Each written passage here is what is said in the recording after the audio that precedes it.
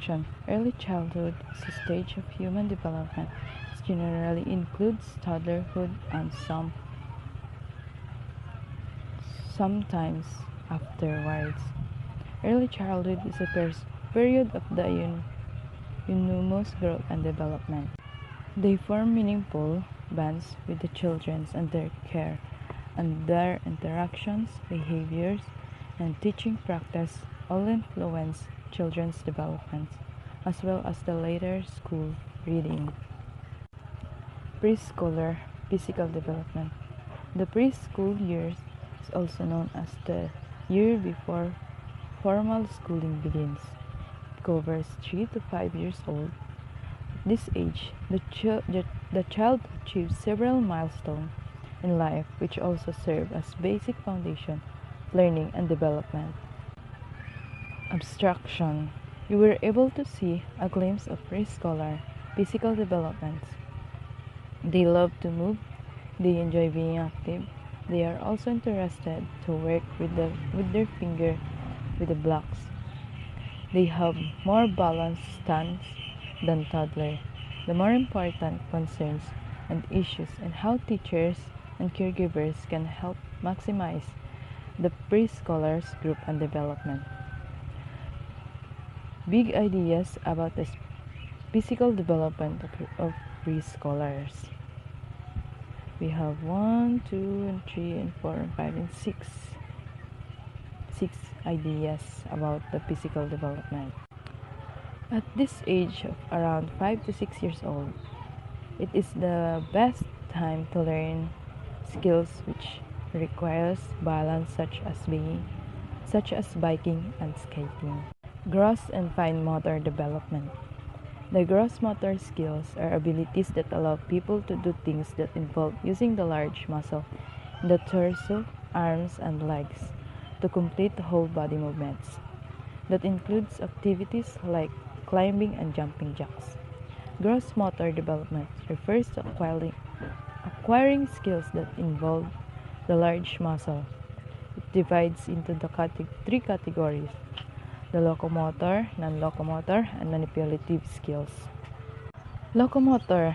These are skills which involves going from the one place to another, like walking, running, climbing, skipping, hopping, creeping, galloping, and dagging.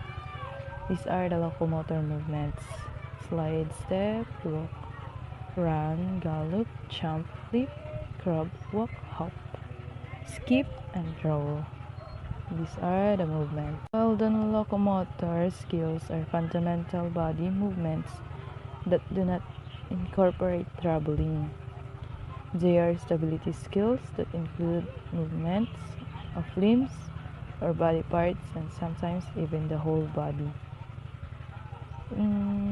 The non-locomotor movements are stretching, curl, pull, balance, bend, swing, turn, push, sway, and twist. Non-locomotor movement. Manipulative skills are those that involves projecting and receiving objects like throwing, striking, bouncing, catching, and dribbling. Dribbling feats, throws, toss, strike, kick, catch, and others. These are the manipulative skills. The gross motor skills, they want to complete whole body movement, while in the fine motor development, it refers to acquiring the ability to use the smaller muscle in arms, hands, and finger purposefully. Some of the skills include there are picking, squeezing, bounding and opening things, holding and using a right implements. It also involves self-skills like using the spoon and fork when eating, buttoning, zipping, combing, and brushing.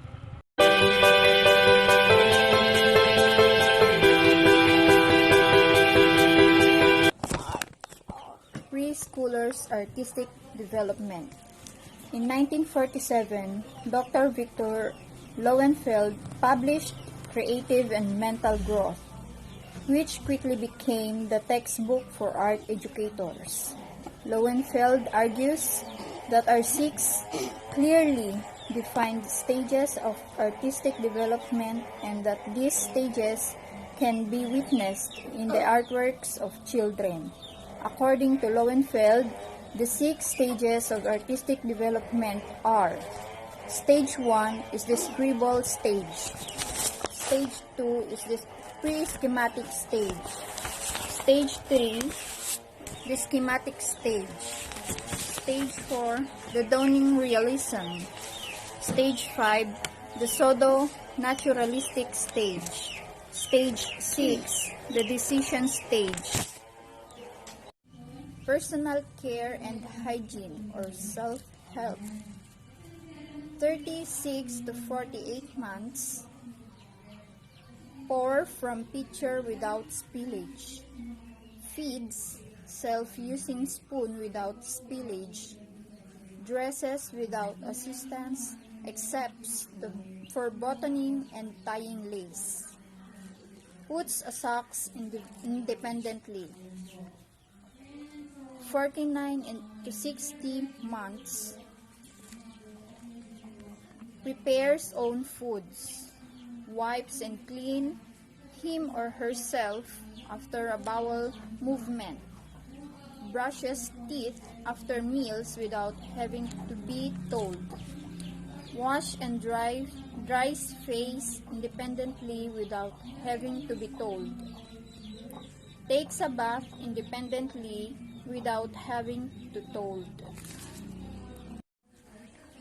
A quick look at what preschoolers can do. Physical skill. This is now adopted by the Early Childhood Care and Development Council. Personal care and hygiene or self-help.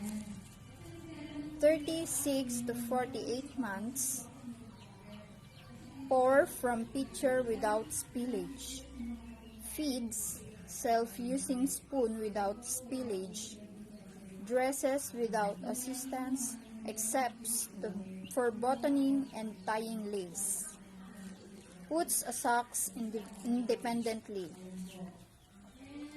49 to 60 months. Prepares own foods. Wipes and clean him or herself after a bowel movement. Brushes teeth after meals without having to be told.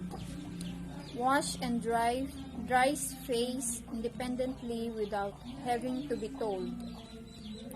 Takes a bath independently without having to. Good morning, Ma'am. Good morning, classmates. My name is Beth Rosario, and I will discuss my topic about the role of caregivers in the growth and development of HTE preschoolers. First, we need to tackle about what roles do caregivers play in the field of childhood development. Caregivers plan, supervise, and implement a learning structured environment that allows the young children to develop their interests. Optimum physical development of preschooler is largely influenced by caregivers, such as parents and teachers, who provide a stimulating environment and appropriate activities for children. These are the activities for preschoolers. Number 1, engage preschool children in simple games and involves running and walking. And model good cutting habits to preschoolers. Encourage more fruits, vegetables, water, fresh juice rather than processed foods and snacks and sodas. And in 3-year-old children, encourage development of hand-eye coordination by providing large button and old beads to string on a shoelace. And provide variety of art experience. Make Play-Doh, create collage from magazine pictures, fabric, wallpapers, and newsprint. Encourage children to experiment with the new media like wire and cork, soda straws, strings, or yarn. Teach children to mix different color with paint. And in 5-year-old children, encourage body coordination and sense balance by playing follow the leader with skipping, galloping, and hopping. Skip or jump to music. Teach folk dance and games. Provide a balance beam, a tree for climbing, and a knot rope suspended from a sturdy frame. And also help children learn to use a pair of scissors by letting them cut a coupon. And that are all activities that caregivers will provide to the preschoolers. In a simple way, we need to allow children to do activities so that they will learn something and explore their interests. Because they provide the most intimate context for the nurturing and protection of children as they develop their personalities and identities, and also as they mature physically, cognitively, emotionally, and socially. Parents and caregivers should offer their love to their children, appreciation, encouragement, and guidance. And as a caregivers, we need to guide them and secure their safety when they are doing their activities. And that is all about the role of caregivers in the growth and development of preschoolers. The role of caregivers in the growth and development of the HTE preschooler. Optimum physical development of preschooler is largely influenced by the supportive caregivers, parents, or teachers. For all preschooler, engage preschool children, yung simpleng nalalaro ng bata is running and walking. Provide them with toys for catching or throwing, such as soft large balls and beans bags. Have balancing activities for preschooler. Use low balance beams and lines or the classroom floor or playground.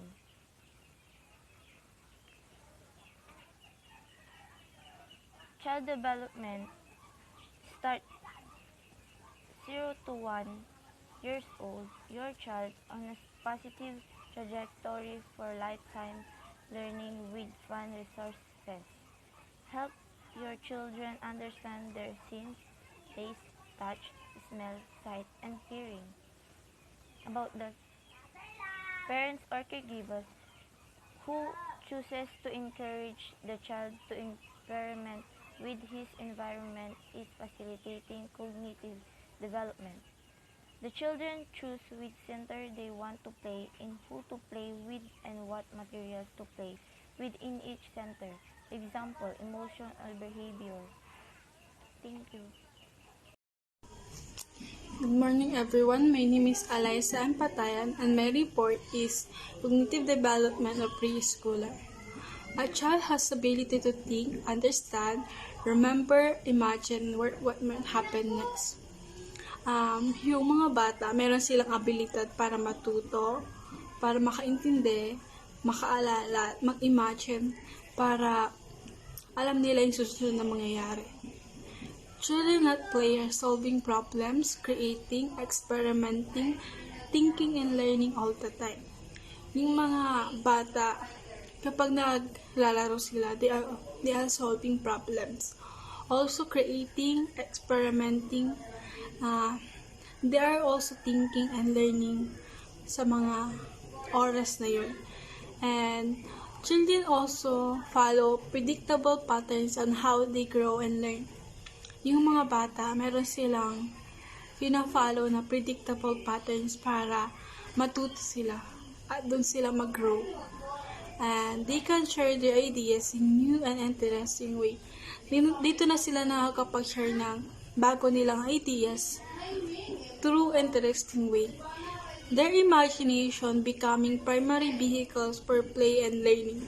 Yung imagination nila, yun yung primary vehicles para matuto sila sa mga bagay. They began to compare, contrast, organize, analyze, and come up with more and more complex way to solve problems. Dito na nila alam mag-compare. Dito nila alam mag-contrast, mag-analyze, para sila ng way para ma-solve yung problems.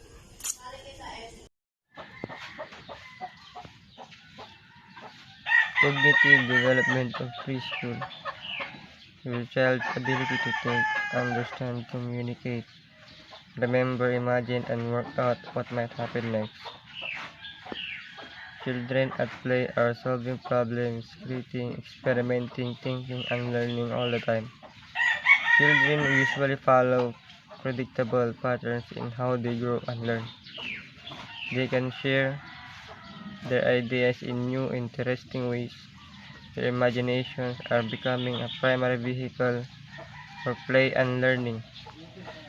They begin to compare, contrast, organize, analyze, and come up with more and more complex ways to solve problems.